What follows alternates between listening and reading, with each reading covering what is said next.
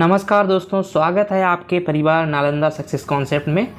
दोस्तों, हम अपने करंट अफेयर की कड़ी में आगे बढ़ते हुए आज कुछ नए मुद्दों को लेकर आए हैं और जो कि आपके अपकमिंग गवर्नमेंट एग्ज़ाम के लिए बहुत ही ज़्यादा इम्पॉर्टेंट हैं और इन क्वेश्चंस को आप एज इट अपने आने वाले गवर्नमेंट एग्ज़ाम्स के पेपर में देखेंगे। चलिए बिना देर करते हुए दोस्तों हम अपने मुख्य क्वेश्चनों के ऊपर चर्चा कर लेते हैं। दोस्तों, राष्ट्रपति द्रौपदी मुर्मू ने सिक्किम में केंद्र और राज्य सरकार, दोस्तों केंद्र की जो कुछ योजनाएं थी और राज्य सरकार की जो योजनाएं थी उन सारी परियोजनाओं का उद्घाटन किया है यहाँ पर। Next is that IIT Kanpur के डॉक्टर के राधाकृष्णन की अध्यक्षता में उच्च शिक्षण संस्थानों के मूल्यांकन और मान्यता को मजबूत करने के लिए केंद्र ने एक पैनल गठित किया है। दोस्तों, यहाँ पर क्या होगा, जो ये पैनल गठित किया गया है ये उच्च शिक्षण संस्थानों का मूल्यांकन करेंगी। अगर मूल्यांकन के तहत जो अच्छी ग्रेडिंग होगी तो वो ग्रेडिंग को सेट किया जाएगा, उस कॉलेज को वो ग्रेडिंग दी जाएगी। साथ साथ ही इनकी मान्यताओं के ऊपर भी दोस्तों खतरा पड़ सकता है यदि कॉलेज ने सारी चीज़ें मेंटेन करके नहीं रखी हैं। चलिए दोस्तों, अगला क्या है, अगली न्यूज़ जो हमारी है वो है केंद्रीय संस्कृति पर्यटन और डोनर मंत्री जी किशन रेड्डी ने नई दिल्ली में गंगा उत्सव के 6ठे संस्करण का उद्घाटन किया है दोस्तों। ठीक है।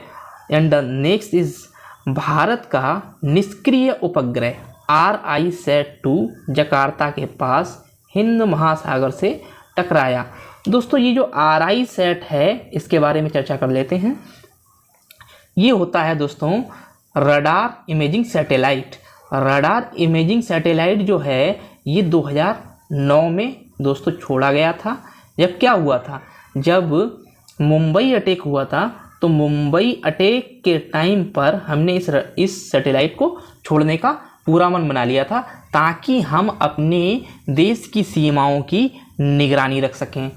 दोस्तों, ये एक तरीके का भारत के द्वारा छोड़ा गया पहला स्पाई सैटेलाइट है। देखिए, कोई भी कंट्री आज के टाइम पे जितनी भी कंट्री हैं विकसित या विकासशील, जिनका जो सैटेलाइट भेजते हैं वो हर एक कंट्री दोस्तों क्या है स्पाई सैटेलाइट भेजती है। हालांकि हर देश जो है स्पाई सैटेलाइट के होने के लिए जो है उसको डिनाई करता है। हर देश, कोई भी देश ये नहीं कहता है कि मेरा कोई भी सैटेलाइट स्पाई सैटेलाइट है।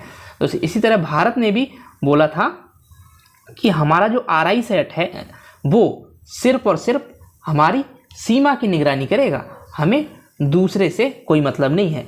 इसके बाद क्या हुआ है दोस्तों, 2009 के बाद कमीशनिंग के बाद ये 2022 में दोस्तों ये निष्क्रिय हो जाने के बाद हिंद महासागर में इसको क्या कर दिया गया, हिंद महासागर में गिरा दिया गया। दोस्तों, गिरा इसलिए दिया गया है क्योंकि जो सैटेलाइट होते हैं दोस्तों एक कुछ भू स्तर कक्षा होती है, ठीक है ना, जो सिंक्रोनस सैटेलाइट होते हैं, जो LEO में होते हैं, क्या होते हैं बहुत सारे सैटेलाइट जब निष्क्रिय हो जाते हैं तो अंतरिक्ष में कचरा ज़्यादा इकट्ठा होना स्टार्ट हो जाता है। तो इसीलिए क्या होता है, बहुत सारे देश क्या है अपने सैटेलाइटों का निस्तारण भी करने लगे हैं। देखते हैं अगला न्यूज़ क्या है दोस्तों। अगला न्यूज़ है 28 अक्टूबर को इस सप्ताह में भारत का जो विदेशी मुद्रा भंडार है वो 6.5 अरब डॉलर उछलकर 531 अरब डॉलर पहुंच गया है। समझ रहे हैं दोस्तों कितनी बड़ी छलांग है, समझ रहे हैं 6.5 अरब डॉलर से उछलकर 531 अरब डॉलर पहुंच गया है। देखिए दोस्तों क्या होता है, ये है फॉरेन रिजर्व, फॉरेक्स इसको बोलते हैं। और जब फॉरेक्स में वृद्धि होती है तो रुपए की जो वैल्यू होती है वो भी इंक्रीज होती है, जो बढ़ जाती है।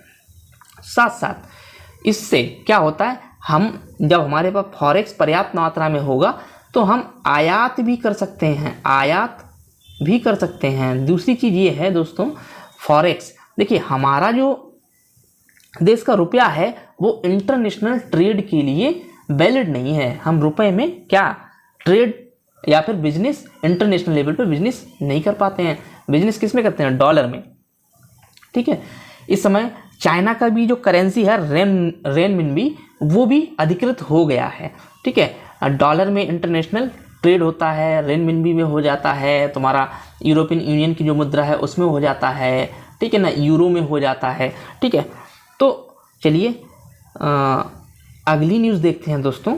अगली न्यूज़ है इजराइल की, इजराइल से रिलेटेड, कि पूर्व पीएम जो बेंजामिन नेतन्याहू थे उनकी पार्टी ने यहाँ पे बहुत ही बड़ी मेजॉरिटी के साथ दोस्तों क्या किया है, इलेक्शन जीत लिया है और हमारे बेंजामिन नेतन्याहू जी जो हैं वो दोबारा से इजराइल के पीएम बनने वाले हैं, ठीक है। नेक्स्ट न्यूज़ क्या है, नेक्स्ट न्यूज़ है दोस्तों एक वर्ड ऑफ द ईयर के लिए, जो कॉलिंस डिक्शनरी है, कॉलिंस डिक्शनरी ने वर्ष 2022 के लिए वर्ड ऑफ द ईयर चुना है दोस्तों परमा क्राइसिस को। किसको चुना है? परमा क्राइसिस को। ये शब्द जो है वो अस्थिरता और असुरक्षा की एक विस्तारित अवधि का वर्णन करता है दोस्तों। चलिए देख लेते हैं। और इसी के साथ साथ दोस्तों हम डिस्कस करना चाहें कि जो कैम्ब्रिज डिक्शनरी है उसका वर्ड ऑफ द ईयर 2022 के लिए था वो है ये परसेवरेंस, ठीक है ना। परसेवरेंस जो है इसके कैम्ब्रिज डिक्शनरी ने वर्ड ऑफ द ईयर 2022 का चुना है। और वहीं अभी ऑक्सफोर्ड का नहीं आया है, ऑक्सफोर्ड का वर्ड ऑफ द ईयर 2021 का बैक्स था दोस्तों। कौन सा? बैक्स था। ओके दोस्तों, अब देख लेते हैं हमारा अगला न्यूज़ क्या है। अगला न्यूज़ है दोस्तों दक्षिण कोरिया में एशियाई स्क्वैश टीम चैंपियनशिप जो हुई थी उसमें भारत पुरुष और हांगकांग महिला ने खिताब जीते हैं। यानी कि पुरुष वर्ग में तो भारत जीता है यहाँ पर और महिला वर्ग में हांगकांग ने स्क्वैश टीम चैंपियनशिप का खिताब जीता है दोस्तों। आगे चलते हैं और नेक्स्ट न्यूज़ क्या है दोस्तों। नेक्स्ट न्यूज़ है उच्च शिक्षण संस्थानों के मूल्यांकन और मान्यता को मजबूत करने के लिए गठित पैनल का प्रमुख कौन है दोस्तों। ऊपर हमने देखा था उस पैनल के जो अध्यक्ष हैं वो के राधाकृष्णन जी हैं और ये जो हैं वो हैं आईआईटी कानपुर के बोर्ड ऑफ गवर्नर्स के डायरेक्टर हैं राधाकृष्णन जी, ठीक है ना। अब देख रहे हैं अगला क्वेश्चन क्या है दोस्तों। अगला है केंद्रीय इलेक्ट्रॉनिक्स और आईटी मंत्रालय ने हाल ही में पुणे में ग्रीनफील्ड इलेक्ट्रॉनिक विनिर्माण क्लस्टर यानी कि ईएमसी की मंजूरी दी है। इलेक्ट्रॉनिक विनिर्माण क्लस्टर क्या है? एक्चुअली क्या है, इलेक्ट्रॉनिक विनिर्माण क्लस्टर एक ऐसा क्षेत्र होता है जहाँ पे इलेक्ट्रॉनिक से रिलेटेड सामानों का उत्पादन, मैन्युफैक्चरिंग और प्रोडक्शन किया जाता है, ठीक है दोस्तों। और इसके साथ साथ अगर देखें इलेक्ट्रॉनिक में आता है जैसे फ़ोन हो गए, मोबाइल फ़ोन हो गए, केबल आदि हो गए, इलेक्ट्रॉनिक बहुत सारी चीज़ें आती हैं, ठीक है ना। रिसीवर हो गए लैंडलाइन फ़ोन के, ये सारे इलेक्ट्रॉनिक गुड्स में ही आते हैं। ये क्लस्टर जो होंगे उन क्लस्टरों में इनका प्रोडक्शन किया जाएगा। और दोस्तों यहीं पे इलेक्ट्रॉनिक एंड टेलीकम्युनिकेशन के जो गुड्स हैं, जो सामान हैं, उनको पीएलआई स्कीम से भी दोस्तों जोड़ा गया है, ठीक है ना। पिछले सेशन में हमने पीएलआई स्कीम के बारे में बताया था। ये होता है प्रोडक्ट लिंक्ड इंसेंटिव। दोस्तों क्या है, सरकार ने अभी product linked incentive scheme start की है ताकि उत्पादकता को बढ़ाने में जो है ये स्कीम बहुत ज़्यादा कारगर सिद्ध होगी, क्योंकि यहाँ पे सब्सिडी दी जाएगी, एक तरीके का इंसेंटिव दिया जाएगा कंपनी को कि आप अगर इतना स्तर तक उत्पादन करेंगे, इतने लाख गुड्स अगर उत्पादित करेंगे तो आपको इतना इंसेंटिव मिलेगा, जिससे क्या होगा, कंपनियां क्या होंगी, प्रोत्साहित होंगी और प्रोडक्शन को बढ़ाएंगी दोस्तों, ठीक है। अगला जो न्यूज है वो योटा D1 को लेकर है दोस्तों। यहाँ पर उत्तर प्रदेश के मुख्यमंत्री योगी आदित्यनाथ ने हाल ही में ग्रेटर नोएडा में भारत के दूसरे और उत्तर भारत के पहले और उत्तर भारत का ये सबसे बड़ा डाटा सेंटर है, पहले hyperscale data center Yotta D1 का उद्घाटन किया। योटा D1 जो है वो वर्तमान में ग्रेटर नोएडा सेंटर पार्क में बनाए जा रहे 6 डेटा सेंटर भवनों में से पहला है दोस्तों। यहाँ पे 6 डेटा सेंटर बनेंगे, जिसमें कि पहला डेटा सेंटर बनाया गया है जो है योटा D1, ठीक है ना। योटा D1 जो है अब क्या है, ये योटा D1 जो है इसके 2 कार्य होंगे दोस्तों। एक तो क्या है, ये सर्वर से डायरेक्ट जो उपभोक्ता होगा उसको इंटरनेट प्रोवाइड करवाएगा, ठीक है। दूसरा जो कार्य दोस्तों इसका होगा वो होगा यहाँ पर कि यहाँ पे डाटा स्टोरेज किया जाएगा दोस्तों। क्या किया जाएगा? Data storage. अब डाटा स्टोरेज की तकनीकी हमारी डाटा स्टोरेज जो है हमारे देश में, अब कई लोग जो हैं डाटा स्टोर करने के लिए अमेज़न का सर्वर यूज करते हैं, ठीक है ना। उसी तरीके से जो हमारे देश का डाटा स्टोरेज होगा वो उससे क्या हो जाएगी, हमारी जो निजता का, जो हमारे डाटा की निजता जो होगी वो एक तरीके से प्रतिबद्धता के साथ पूरी की जाएगी, ठीक है दोस्तों। अगला हमारा न्यूज़ क्या है दोस्तों? अगला न्यूज़ है यहाँ पे, केंद्रीय गृह मंत्रालय ने हाल ही में गुजरात के आणंद और मेवाड़ जिलों में रहने वाले अफगानिस्तान, बांग्लादेश और पाकिस्तान में धार्मिक अल्पसंख्यकों को नागरिकता देने के एक आदेश को अधिसूचित किया है, ठीक है दोस्तों। मुख्य बिंदु क्या है इसका कि गृह मंत्रालय की अधिसूचना गुजरात के आणंद और मेवाड़ जिले में रहने वाले अफगानिस्तान और बांग्लादेश और पाकिस्तान के हिंदुओं, सिखों, पारसी और जो I think other than Muslims, ठीक है ना, जो हैं उनको यहाँ पर नागरिकता प्रदान की जाएगी दोस्तों। चलिए देख लेते हैं।